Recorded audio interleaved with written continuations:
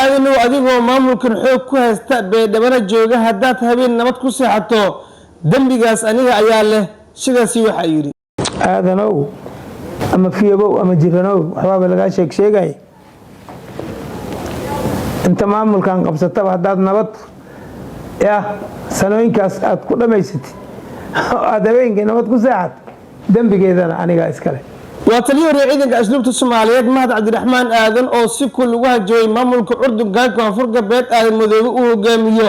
حقد دهسون مقال برناك وكسر دقي أو جورد وربعين لوقي يم حيث حقد عشيد دهسون يا كدن بحرق تليو رئيسك أسلوب تليو شوب يحقد هذا أين مقام كوسو كوي يسود وداون هلكن وبرتما تي في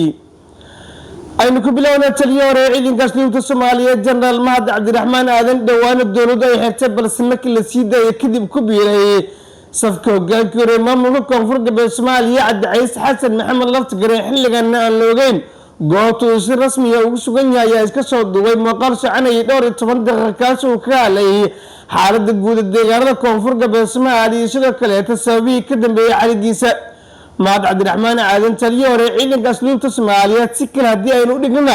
uu yahay ninka sodog u ah Cabdi Xasan Maxamed Laftigare hogaankii fashilmay ee maamulka koonfurta ee Soomaaliya ayaa waxa uu wacd ku maray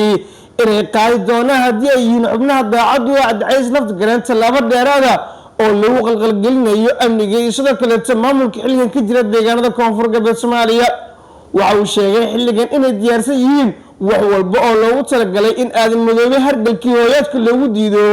laga saaro gudaha magaalada Beedhabo iyo guud ahaan deegaanada koonfurta ee Soomaaliya taliyeeshu waxa uu sheegay sababta ugu weyn aadan madoobe Beedhabo loo keenay inay tahay in 77 kursi ee deegaanada koonfurta ee Soomaaliya ka imaanaya dhanka xildhibaanada labada aqal ee baarlamaanka Soomaaliya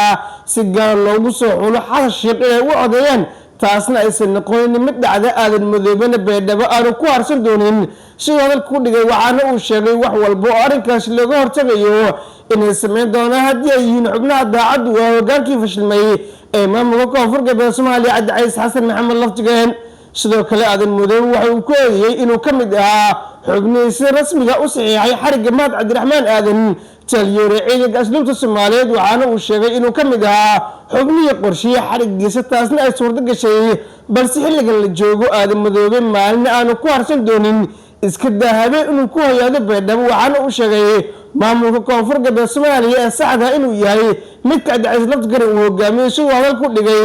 isagoo iska soo duway muuqaal 10 daqiiqo soconayay kaasoo warbaahinta loo qaybiyay kana hadlay xaalado fara badan oo guud ahaan deegaanada koonfurta ee Soomaaliya hadalka mahad cabdiraxmaan aadan ninka sodog u ah hogaankii fashilmay ee koonfurta ee Soomaaliya ayaa u muuqday in ciidamadii ugu badnaa koonfurta loo diyaariyay si looga hortago maalmihii la soo dhaafayna ciidamo kala duwan lagu diyaarinayay duleedka magaalada Beedhabo waxaana sidoo kale warkan oo si cad banaanka u keenaya